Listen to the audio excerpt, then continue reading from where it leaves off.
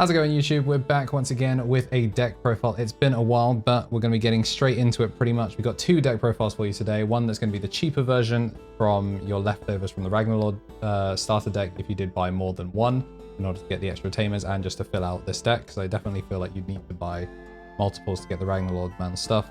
This is how you can make use of the spare deck as well as the full deck that we'll be showing off later on in the video, so make sure to stick around for the full thing so you can find out what we're going to be up to.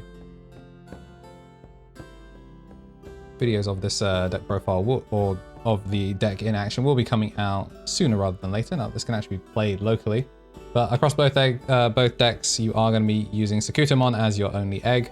Just run 4 of it. If you're going to a 5th egg, you've probably lost the game already. And it's such a powerful egg in this deck because most of it is Legend Arms. For the cheaper version, we are going to be running 2 of the Chikurimon, as it does help reduce play costs, helps you in your cross-art matchup. Other than that, it's just a simple, cheap black egg. Then we're going to be running 4 of the Zubamon so that you top deck anything that's 7 cost or less and play it for free, which will obviously cause the Sakutamon to go off as a Legends Arms, and Ludomon as the alternate one, so basically 8 of the top deck rookies. The red one will give the delete 3k or less when attacking, helps clear opposing memory blockers, but apart from that, the Ludomon is kind of your go-to egg, especially to build up in raising if you need to. Now, where the cheaper options come in, we are going to be using 2 of the BT9 Tiamon. Whilst Digimon has 2 or more colors, it gets plus 1000 DP. Will just help you get those magic numbers, get things a little bit higher. Otherwise, just an option as a cheap rookie to fill out the deck. You can go over black and red, and also is Tiamon in name, which will come up later. So we are running 12 rookies, as is the standard for pretty much any of my decks. 12 rookies. Helps you prevent bricking. None of the searches or anything in that, because like I said, this is mostly using the spares from the starter deck in addition to the BT9, anything you pull from BT9 or 10. Tia Ludamon. The reboot blocker gives blocker as well if you did start off with a red stack. Running 4 of those, and we are running 4 Zuba Egamon. Get the 5k delete when placing it underneath, and also inherited 3k delete. So if you do end up managing to alternate colors on your Zubamon and Ludamon stacks, it does help out. For 2 color Digimon, we do see 2 of the blocker Monodramon. Lose 3 memory when attacking, so you're never really going to be attacking with it, but as a 2-cost Digivolution, 5 drop, so it can get pulled off of the top deck. And it is a 2-cost Digimon, so if you are going 2-color Digimon, so if you are going over the Tiamon, then you will get the extra power during all turns, making it a 7k blocker, meaning it can dodge Crimson Blaze, which is incredibly useful. Going on to Ultimates.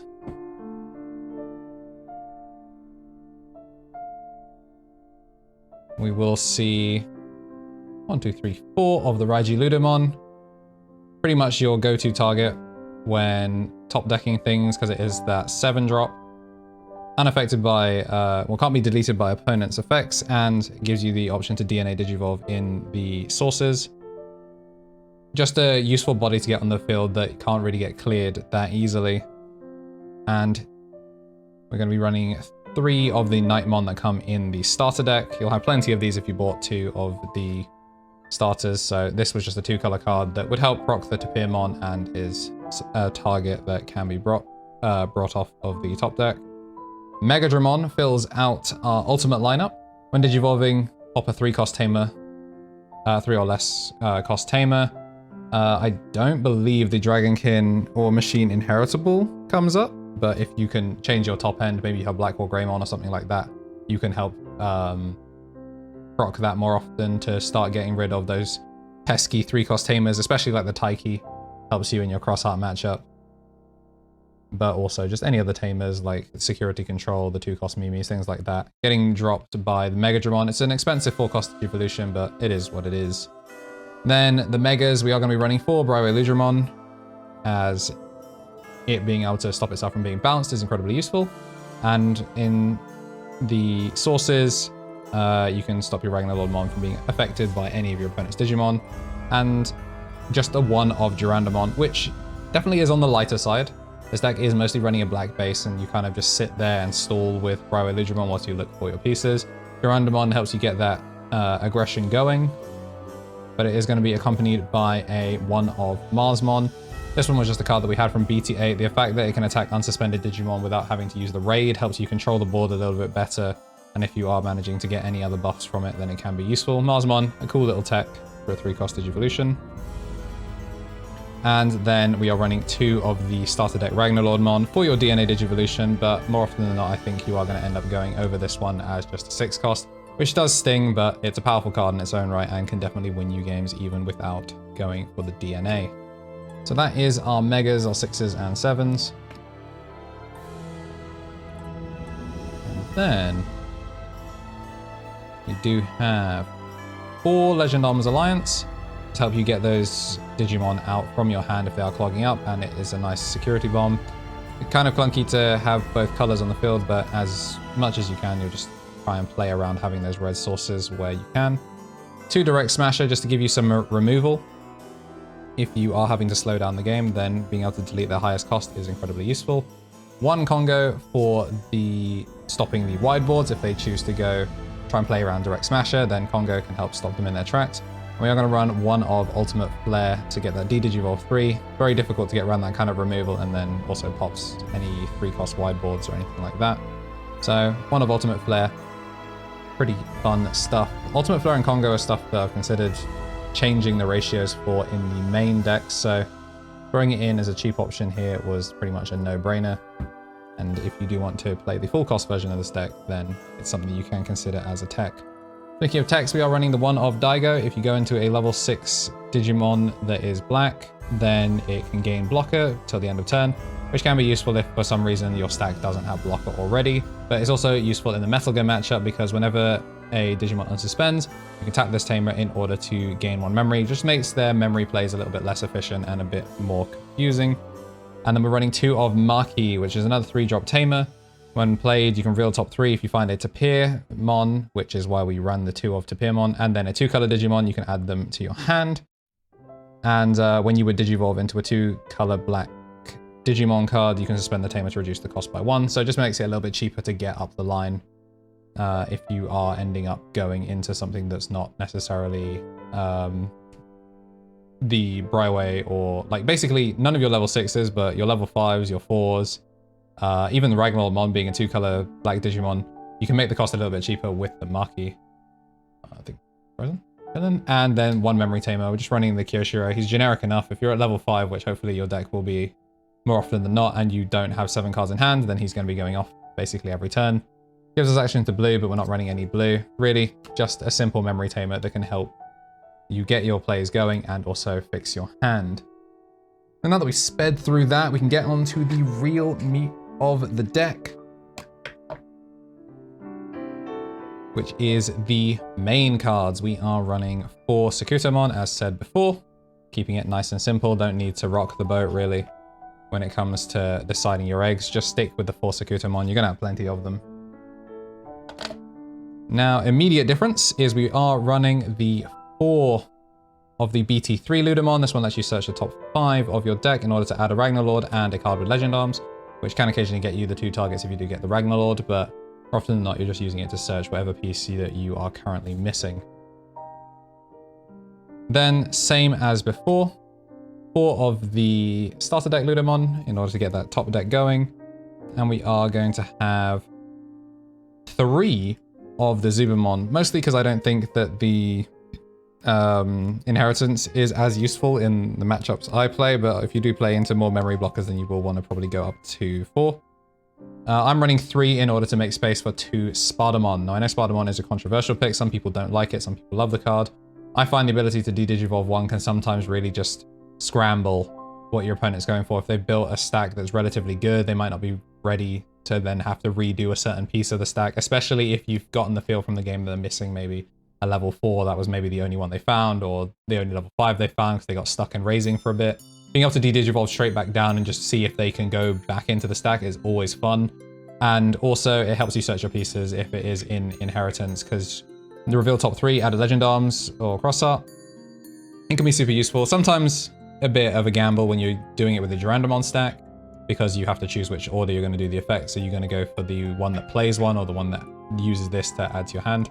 But I'm running 2 Spartamon. It's a black and red source. Sometimes you can use it to choke to 1 if you're going first. Lets you get Legend Arm Alliance out nice and fast. So we're running 2 of the Spartamon.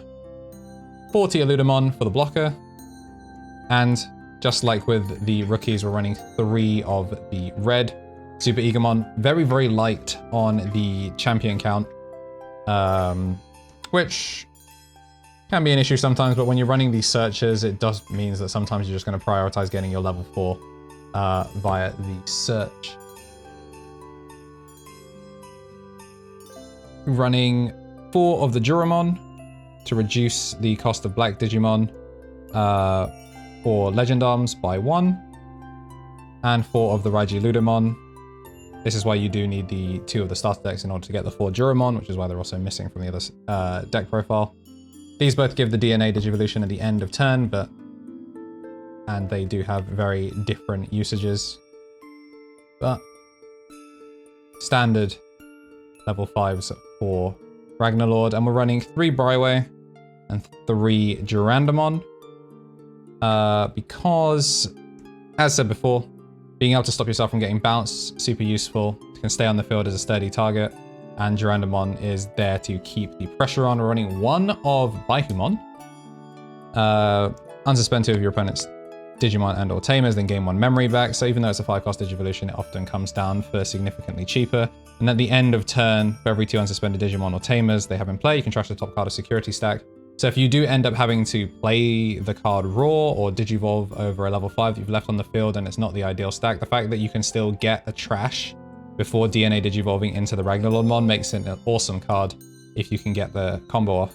We are actually running 2 RagnaLoardmon. I haven't actually sleeved up the second one, but for our level 7s, 2 of the BT3 RagnaLoardmon, which has natural security attack +1, natural reboot, and when Digivolving, you can place a Durandamon or RagnaLoardmon underneath it at the top in order to gain 3 memory, effectively making it free. And if you've done the Durandamon beforehand, then it can give you natural, I guess, 3 security checks in one go. So we are running 2 of those and 2 of the starter deck ones for the DNA Digivolution and Blitz. Sometimes you do see the BT3 one early, which does make you question whether you should hold on for the Blitz, but often I find the natural attack is worth taking the risk. That's going to be us done with the Megas. Now we will go into our options. Since we do run a bunch of Tamers, we are running the Digivolution plugin S just to try and make your Digivolution path a little bit cheaper if you are having to play from the field. You've got a couple of 3-cost Digivolutions like the 3-cost RagnaLoardmon, like the Durandamon. Being able to do those for 2 and get the draw power is always nice, and in security, being able to just find a couple of cards to help you is always appreciated. We are running 3 Legend Arm Alliance. Same as before, being able to just play cards out, proc the Sukutamon if it's your turn, and then the delay being able to fix the top and bottom of your deck in order to try and get things. Excellent way to get out of bricks, especially if you're trying to play around a big Ludomon turn to start getting those top decks going. And our final option is 2 of X Antibody. This plays itself directly under a Digimon, so if you do find that you've missed your RagnaLoardmon, getting the protection against bounce, or more importantly with the Durandamon, if you're planning on going into the BT3 RagnaLord, you place the X Antibody underneath, it procs, getting the +1 security attack, and then you can just Digivolve straight into the RagnaLoardmon, and if you're doing that in order to get the free costs back, then for 0 you've naturally gone security attack +3 and you're not activating security, so you can just swing crazy. Really, really effective pressure for 0 cost. Definitely would consider running 2 of those. Also in security, gain 1 memory back is always nice. Speaking of gaining memory back, hitting an Izzy in security is always funny if you do top deck all 3 black, because then you can sometimes steal turn as a result, and he is a memory tamer. He is your check top 3. Since there's a bunch of red cards in here, you don't often get the memory back, so it tends to just be the 4-drop, but it's fun when it happens. But otherwise, it is what it is. Run of Daigo, because Daigo, like I said, for the Metal Gun matchup, the restands can be really annoying. He's a cheaper black tamer in order to drop him, so that way you can use the plugins. But if you don't like him, then you can always change up for anything else that you feel like your deck is missing. And 1 Izzy Joe in order to just get the memory if they do choose to go wide, which sometimes does happen if you're playing defensively. gain 2 memory off it is always useful, and if your Digimon do get deleted for any reason, then you can tap it in order to draw 1 and start getting that cycle going. So that is going to be the deck profile. A little bit quick on how we rattle through things because we did have 2 decks and I wanted to just get into it as soon as possible. I'll probably have a YouTube short showing off some of the combos coming up on the channel at some point, as well as some gameplay videos actually now hitting the channel because the deck is here. I was waiting on the final card to not be a proxy before doing the deck profile, but finally I will stop complaining about it in videos. So thank you all for watching and I'll see you in the next one.